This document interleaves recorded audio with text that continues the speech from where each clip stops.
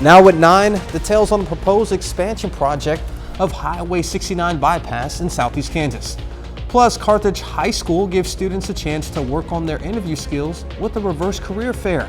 And Missouri lawmakers approve a Medicaid expansion for low-income mothers. The 4 states' most watched news starts now. Thank you all for joining us tonight. I'm Jalen Banks. Some residents gathered this morning at the Crawford County Courthouse in Girard to hear and share their opinions about proposed plans for the Highway 69 bypass. KOAM John DeHaldela attended the meeting to hear from the KDOT and those residents about their thoughts on the project. Discussions regarding a Highway 69 bypass update in Crawford County started in 1998. It was Friday morning, though, when residents gathered at the County Commission meeting to hear about new plans from KDOT. We did get a federal earmark for the bypass, and we're trying to determine how best to use those funds for the project. Scott King is the interim director of engineering and design for KDOT. He says that in 2019 and 2021, there was local support for a western alignment plan. There was some more detailed study, information back when, but we had inflated that number to today's dollars, and around over 400 million is what we're planning right now, that anticipating the cost would be. Under the plan, KDOT would expand US 160 west onto a 2-lane county road north of Frontenac, turning the road into a 4-lane highway. It would impact residents in the Capaldo area. Cody Cowan's property would be affected. Wide split farms in half and go through the backyards of all these houses that have been built west of town. He says KDOT should use the already built Central Corridor. If you're going to spend $400 million plus to buy up 19 miles worth of property that's going to displace about 500 acres of farmland and homes, that's a ton of money that I don't think needs to be spent, especially when you could reuse the existing corridor in which Crawford County businesses are already established. KDOT officials have not made a decision yet. More input meetings are scheduled throughout May. In Girard, Jan Hautala, KOAM News. You can find information about the next meeting at KOAMNewsNow.com. Chief Meteorologist Doug Cady joins us with the first look at the weather. Well, of course, it turned out to be a nice Friday for us today. Sunshine in the morning hours, clouds during the afternoon, but temperatures great, 76, normal high 74, so a couple notches above where we should be for this time of the year. We look pretty good. We still have the clouds out there, but most of the Central Plains, not too much is going on. We have severe weather across Nebraska, down through parts of Texas, but we look fine. Temperatures, look at this. So low to mid 60s, still 70 in our western counties. We're only going to drop back lower 60s later on tonight. A southerly wind will actually keep our temperatures up, which is fantastic. And then as we head into the weekend, temperatures are really going to warm up. All right, 68 by 7 a.m., overnight low 64, 78 by 10 a.m., almost 80 degrees, near record highs as we head into the weekend. Thunderstorm chances each and every day, even a severe threat. We're going to talk about that here in a bit. Low-income new mothers could gain a full year of Medicaid health care coverage in Missouri under legislation given final approval today. The legislation would add Missouri to a growing list of Republican-led states that had previously balked at Medicaid expansions, but which are now joining Democratic states in providing 12 months of coverage instead of the typical 60 days after women give birth. The bill now heads to Governor Mike Parson's desk to be signed into law. The Missouri Department of Economic Development is handing out $75 million in industrial site development grants to 15 projects statewide. $1.5 million is going to Carthage. It'll be focused on creating industrial sites to support business expansion and attraction. The grants couldn't be more than 50% of the project's total cost.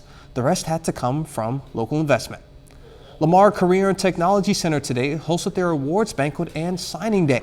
Students had the chance to sign with their future schools and employers today. Awards were handed out to the students that showed exalted work throughout the year. Awards were also given to students who completed their certifications.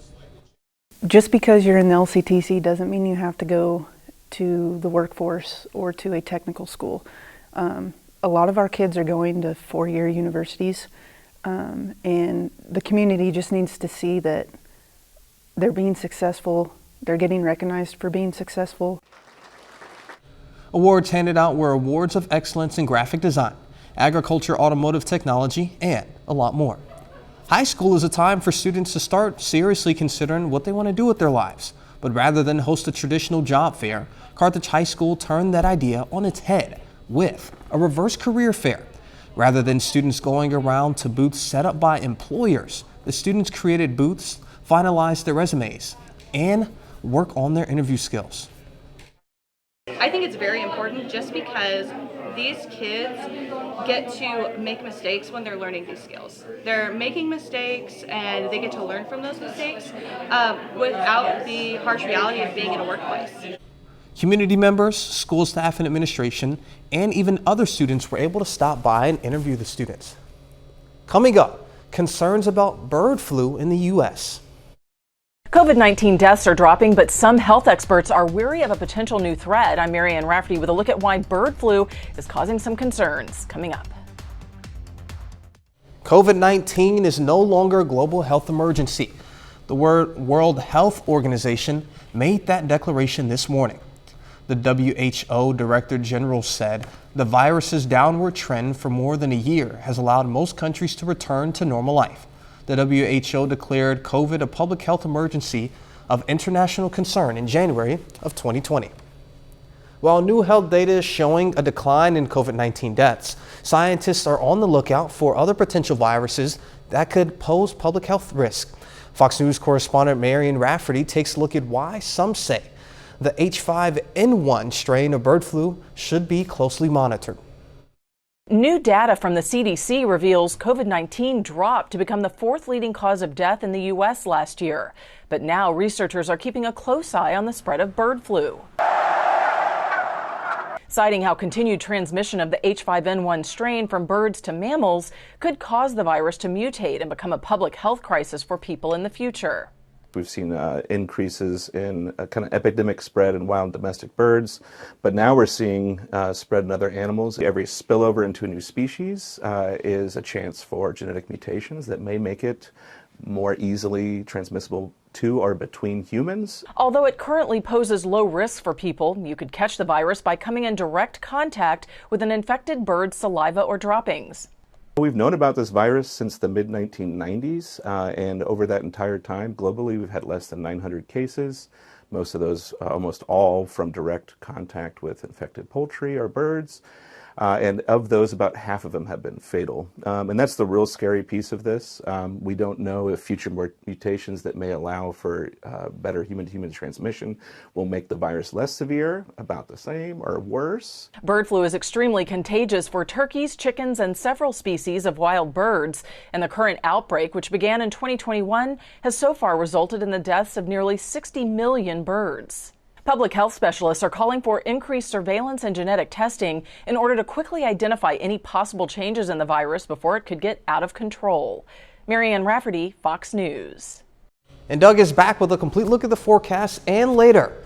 Missouri Southern opens up the MIAA baseball tournament against Newman. We'll have highlights in sports.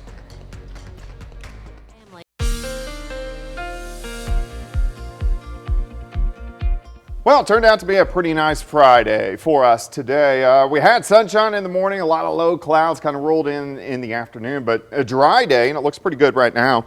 We still have those low clouds overhanging the region. Nice shot. Indigo Sky Casino and Resorts. Friday night, parking lots full as the weekend setting up is pretty good. No rain today, but look at this. This was mainly yesterday. We needed that. That was, oh gosh, about 5 times the amount of rain just yesterday that we got in the entire month of April. But we're still 3 3/4 of an inches below where we should be for this time of the year. 64 in Nevada, 64 in Neosho, 73. Oswego, Chanute sitting at 72. Let's go outside. 7th and Rangeline sitting at 65. We do have those low clouds, easterly winds, east-southeasterly winds at about 10 miles per hour. These are actually going to pick up as we go into the weekend. So those southerly winds will really help us warm up. We're going to have gusts kind of 30 upwards to 32 tomorrow afternoon.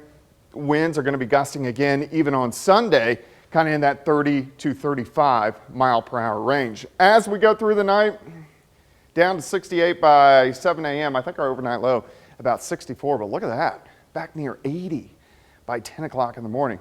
All right, we do have those low clouds across the region, very hard to see, but most of the Central Plains look pretty good. We do have thunderstorms, severe weather up across parts of Nebraska, also down through parts of Texas. Will not affect us as we go through the overnight hours tonight. But check this out, big upper level low. This is going to send chunks of energy toward us just about each and every day as we go through about the next 8 days, giving us shots for thunderstorms, increasing shots for thunderstorms as that upper level low gets even closer to us. Now it's May, doesn't take much to get severe weather, so we have severe threat as well. Let's go through time. 7 a.m. You can open up the windows. We're only going to drop back to about 65 tonight. Sunshine in the morning, lower 80s by noon. Look at this in the afternoon. 86 at Cassville, 88 at Grand Lake, 88 in Pittsburgh, 91 in Fredonia, 90 in Yates Center. Our record high is 90, so we're definitely going to make a run at it. Tomorrow night, we need to watch some thunderstorms central Oklahoma because late tomorrow night into Sunday morning, we could get some scattered thunderstorms across the region. And if those do develop, some of those could be strong, maybe even low-grade severe. Then we break back out. Looks pretty good Sunday afternoon. High temps into the upper 80s once again. Here's your day planner for Saturday. 68 at 7, 83 by noon, 5 p.m. 89. We're going to go for a high temp right around 89 degrees for us tomorrow. 87 on Sunday. 86 on Monday, 88 on Tuesday. But look at those thunderstorm chances increasing as we go through next week. We do have pretty much a severe threat each and every day, so we need to watch it closely over the next several days. And with those severe threats, as always, hopefully they download the KOAM Skywatch weather app. It's a great tool to have. And it's free. Yes, it is. All right, sounds good. Coming up, a mixed bag from the latest jobs report. The April jobs report came out and it's better than expected. So what does that mean for the U.S. economy? I'm Caroline Shively in Washington. I'll have details coming up. A new government report out today shows the labor market is surprisingly strong despite worries about the possibility of a recession later this year. The April jobs report arrives at a time when economists are warning the Federal Reserve's interest rate hikes, combined with turmoil in the banking sector, could weaken the economy despite job growth. Fox News correspondent Caroline Shively has more from Washington. This morning, we got some good news from the jobs report. And the really good news is working age Americans are participating in the labor force at the highest rate in 15 years. Friday's report shows 253,000 jobs added last month and an unemployment rate shrinking to 3.4%, a sign of resiliency in the U.S. economy. Despite this surprisingly strong snapshot of the jobs market, many economists are skeptical and say they expect an economic downturn to begin sometime this year. We just had a really weak first quarter and it ended on a down note, so we're going to probably have a weaker second quarter. The failure of 3 banks since March has nearly half of Americans anxious about the financial system and the safety of their money, according to a new Gallup poll. More regional banks are showing signs of trouble as customers pull out their deposits and stock prices stumble. The question about liquidity is a critical one. Not only are there concerns about lending in the financial services sector, but also what's happening with the Fed. The chair of the Federal Reserve says he's optimistic the U.S. could avoid a recession. But with the new jobs number, it's likely the Fed will keep raising interest rates to combat inflation. As for the debt limit standoff, President Biden and top congressional leaders are set to meet next week as the Treasury warns the U.S. could run out of cash to pay its bills as soon as June 1st. In Washington, Caroline Shively, Fox News. Movie theater companies will likely see the biggest impact if the Writers Guild of America strike isn't resolved. Movie theaters have low credit ratings and less financial flexibility compared to most studios and television network owners, which makes them more vulnerable. The Writers Guild is striking over pay, employment levels, and the changing way in which shows and movies are distributed. The strike, which is now in its 4th day with no negotiation scheduled, comes at the beginning of the spring writing season for fall shows. TurboTax will pay $141 million to taxpayers who could have filed for free. Payments are part of the 2022 settlement over online ads that sent customers to TurboTax's paid service. Millions of Americans who were charged for tax preparation that should have been free will get the settlement checks from TurboTax beginning next week. Up next, The World Video Game Hall of Fame announces the inductees in its 2023 class. The World Video Game Hall of Fame has announced its class of 2023. The no-brainer inductees are Wii Sports, which launched with the Nintendo Wii in 2006 and introduced the world in motion controls. Also, The Last of Us. That game was a mega hit in 2013 and spawned the critically acclaimed HBO series of the same name. The list also includes Odd Ducks, a little-known computer space that came out in 1971. The museum calls it the first commercial coin-operated video game. Also, Barbie Fashion Designer, which came out in 1996. The museum says that game proved computer games marketed to girls could succeed. That's awesome. 30 more minutes of news, weather, and sports coming your way. Special Olympics Kansas hosts its Victory Event Day at Pitt State. Plus, the city of Commerce, Oklahoma hosts a Route 66 cruise night. Some Special Olympics athletes got to learn what it's like to be a football player for the day. Pitt State hosted their third annual Special Olympics Victory Day. KOAM photojournalist Ty Parks was there to get all of the action. Athletes look up to these Pitt State players. You know, this is a big deal in Pittsburgh, and for them to have a day just to hang out with the football players, it's so awesome to see the connections that are created here at this event. 18 and under, and we do a lot of the elementary schools, some high school students, but all over Southeast Kansas we have our athletes here participating in this. Really just grateful for everything they have. You know, these kids weren't able to have athletic experience. You know, we're just able to give that to them today, and it's really great. So really just being grateful for all we have and everything we get out of this community. Athletes learn touchdown dances, how to tackle and hurdle, and learn some plays. The city of Commerce, Oklahoma today hosted its first Friday cruise night of the year. It's a chance for car enthusiasts and the general public to hang out and check out some sweet rides. The event featured live music, food, burnout contest with a $500 prize. Our friends are hosting this, the burnout, and so we figured I'd just enter in. I wasn't going to, and then my wife was like, well, if you can find some cheap tires, I don't mind. So about 2 hours ago, I went all the way out to Grove, got some tires, and here we are, ready to shred them off.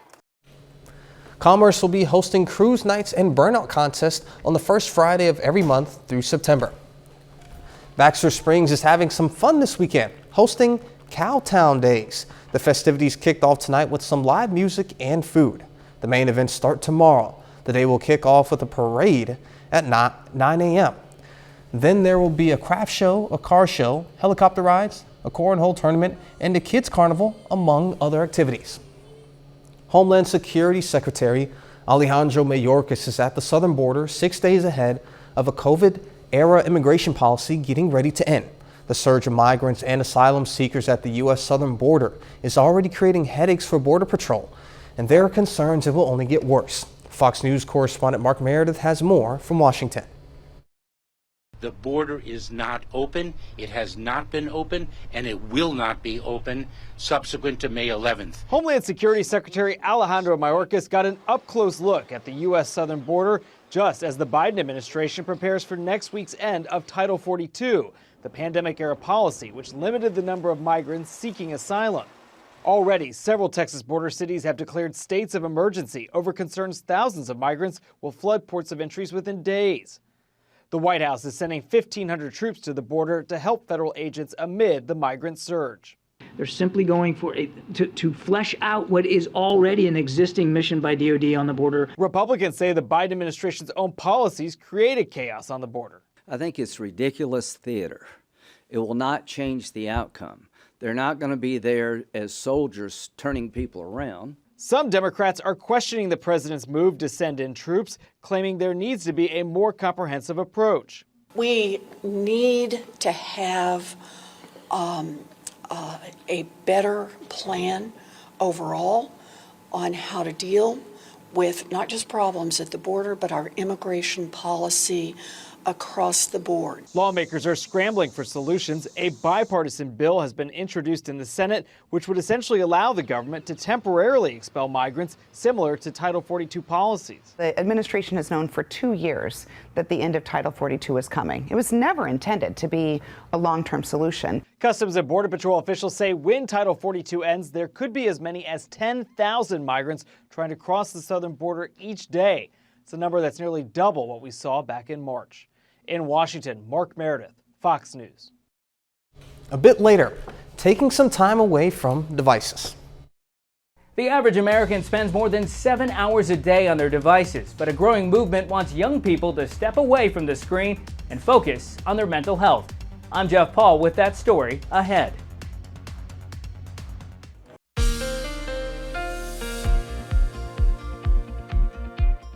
Well, it definitely turned out to be a nice Friday for us today. We had a lot of clouds during the afternoon hours, but overall, pretty good day. Look at our temps right now. We're sitting into the mid 60s to lower 70s across the region. Temperatures, they're not going to drop back much more for us tonight.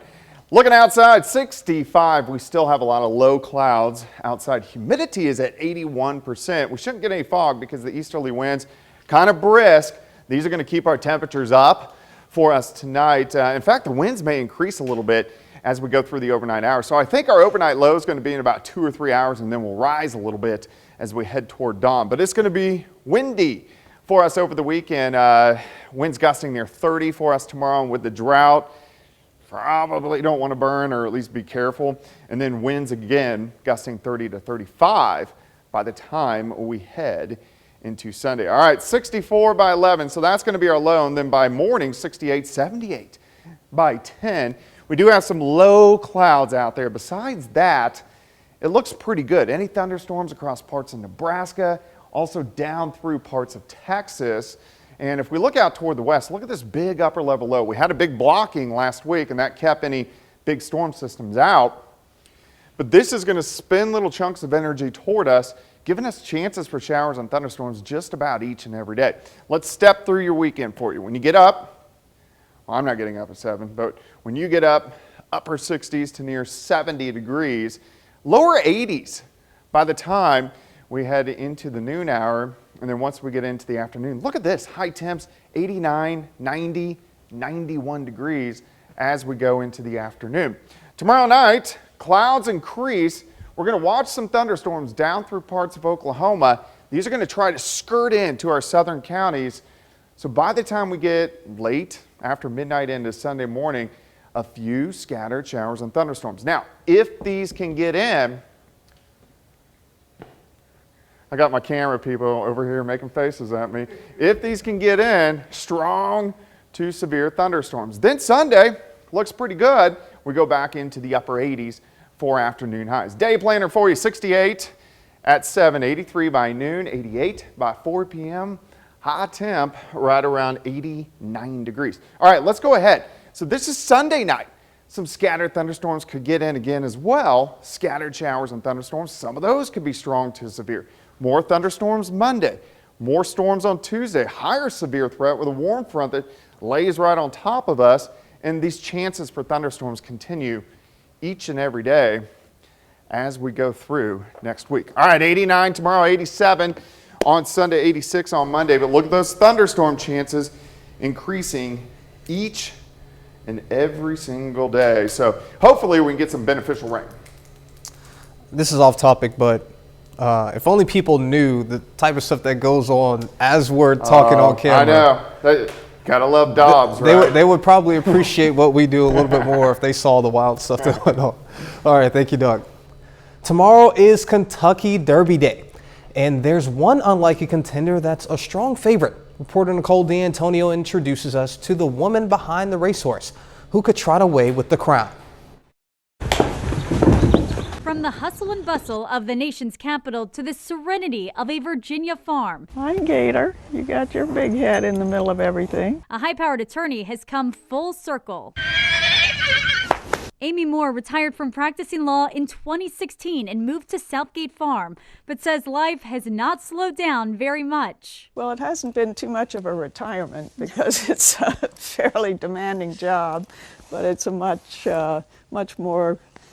less stressful job. Moore grew up around horses and started riding at 6 years old, but once her career picked up, she had to put her passion on pause. After a few years, I got too busy to have anything to do with horses. After leaving law, Moore says she went over budget buying her first horse named Queen Caroline.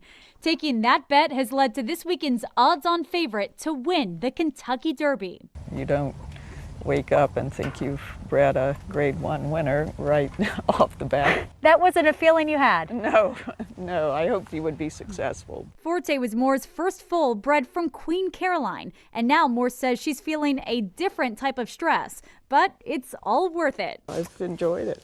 You may change your mind when you're watching Forte race. Well, that might be That stressful. may be pretty stressful. Moore is hoping for a hero's return to the farm for Forte, but says she's already filled with pride. It's kind of a dream come true for me. Whether he wins or loses, I think he's done a lot. He's been very successful. I'm very proud of him. And the pride is on full display all over the walls of her office. We're running out of room. As Moore hopes for another win following the most exciting 2 minutes in sports. Coming up in sports, the Pitt State Gorillas hit the field against Central Oklahoma in the first round of the MIAA tournament. Plus, Frontenac and Columbus softball battle for the CNC League Championship. Jacob Leonard has those highlights and more next.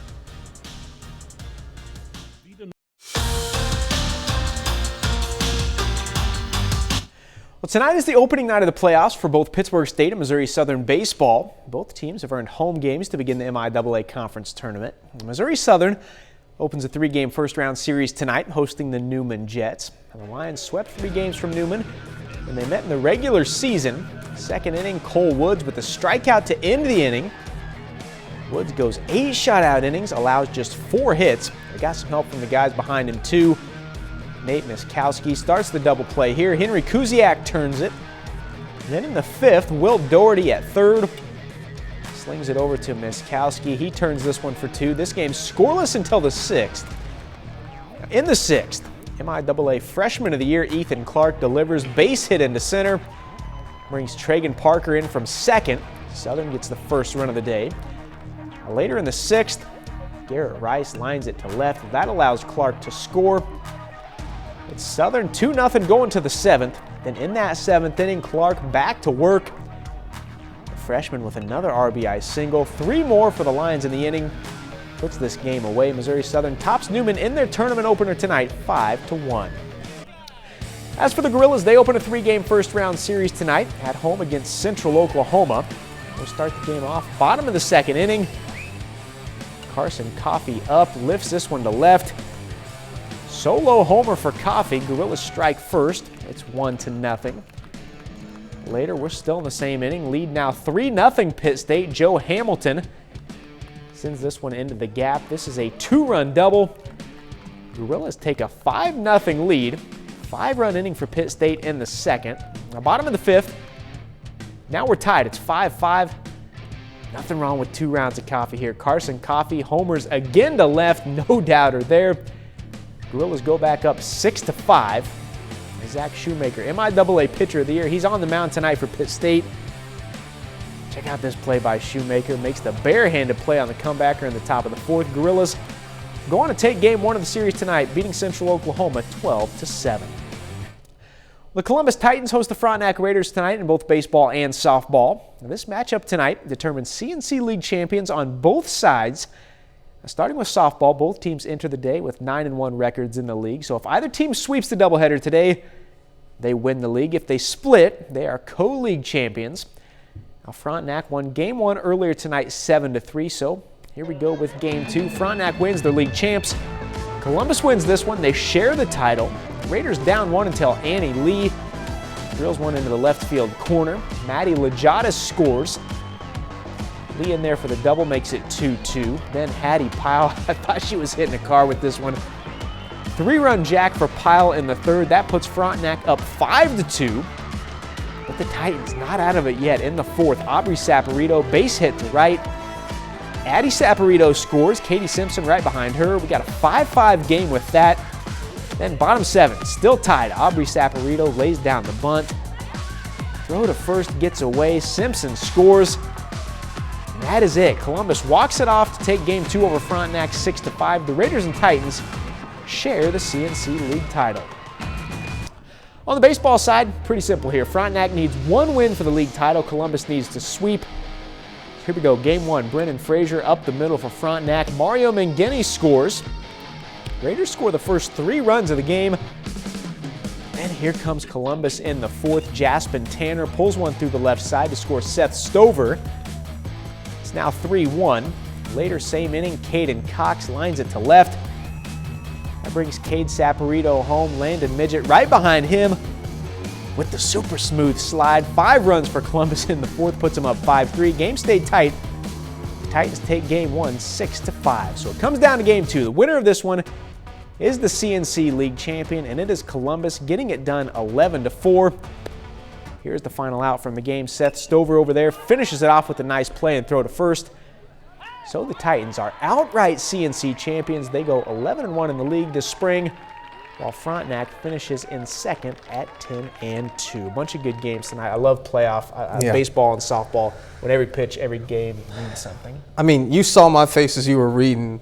Yeah, I thought something happened outside of no, TV, but you were just watching the highlights. Yeah, I was watching the highlights, and then the fact that Frontenac ended up splitting. Yeah, those are 2 very good teams, and the fun part is they're all in the same region, so we're going to probably see these 2 teams meet again here in just And I'm sure you will be there to cover all the action. All right, sounds good. We're back with more news after this. Today marks the 4th annual Digital Wellness Day. It's a day aimed at putting down your devices and focusing on improving your relationship with technology. This as concerns grow over what many consider a mental health crisis fueled in part by social media. Fox News correspondent Jeff Paul reports. On any given day, kids 8 to 18 spend anywhere from 6 to 9 hours in front of a screen. And according to the Kaiser Family Foundation, that doesn't include the time spent in front of a computer at school or for homework. Multiple studies have shown the increased time spent on social media is at least partially to blame for an uptick in bullying, depression, self-harm, and suicide among teens. Many health advocates, teachers, and parents now see this as a mental health crisis. Hopefully we can get some accountability and maybe we can get some controls in place. Congress is taking steps to do just that. Last week, a bipartisan group of senators introduced legislation aimed at banning kids under 13 from using any social media. Taking it one step further, they're proposing new users under 18 would need parental permission to join any platform. By instituting these simple, straightforward guidelines, we'll be able to give the next generation of children what every parent wants for their child, which is a chance to grow up happy and healthy. And it's not just younger teens. College students report decreased ability to sleep, focus, and be productive, partially due to device overuse, according to the 2021 National College Health Assessment.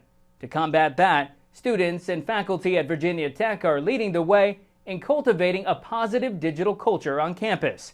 The school was named the first certified digitally well university, following a challenge to reduce tech overuse and help students foster healthy relationships with their devices. It's impacting our students' ability to connect with one another, which of course establishes their sense of belonging at their institution.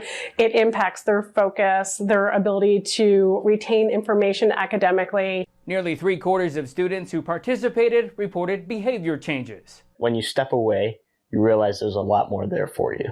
Since device use is here to stay, the Digital Wellness Institute says it hopes more universities around the country will adopt similar programs to help minimize the negative impacts. In Los Angeles, Jeff Paul, Fox News. Coming up, we'll learn about an event in Los Angeles helping veterans train to become football coaches. Today was a big day for just over 24 veterans in California. They got their certification as football coaches after a multi-day course of drill training. Fox's Hal Esner went out to SoFi Stadium in Los Angeles yesterday to watch the veterans in training ahead of today's certification event. You think a guy like this guy right here could be a pro coach? He has the energy. Go! Travis Sanchez does have a lot of energy. He's like over 24 men and women out there on the field here at SoFi Stadium in this workshop, co-sponsored by Wounded Warriors and Soldiers to Sidelines. How does what you did in the military impact on the ability to coach?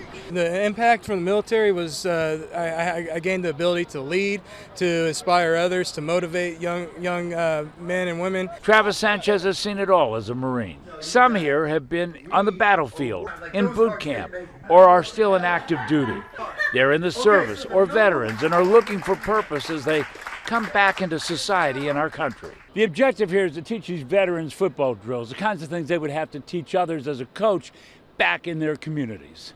Harrison Bernstein created the program. I started this because I believe our service members and veterans can inspire and motivate our kids to become the future leaders of this country, and they are the gatekeepers to making this country a better place. 1, 2, 3, SES! Organizers say these veterans have the ability, muscle, and desire to be football coaches, whether in youth leagues, high school, college, or even the pros. Mo Steely works with the Rams. Some of these guys here, they may end up in high school football programs. They may end up in college football programs. Could some of these guys end up on the Rams? You never know. I have a couple of guys here that would like to be coaches at a higher level. It's really up to you. Travis Sanchez, who served this country as a sergeant and likes the title coach, he works with 8th graders back in his hometown of Chico, has high hopes. I am Coach Sanchez, and I keep looking forward to continuing being Coach Sanchez. All the best. Thank you, sir. Thank you for your service. I appreciate that. Man, and I hope that they all get an opportunity to do just that. And that's our time for tonight, and thank you all so much for joining us. But before you go, we'll leave you with a video of cheetah cubs at a safari park in Australia. Be safe, and we'll do this all again. See you then.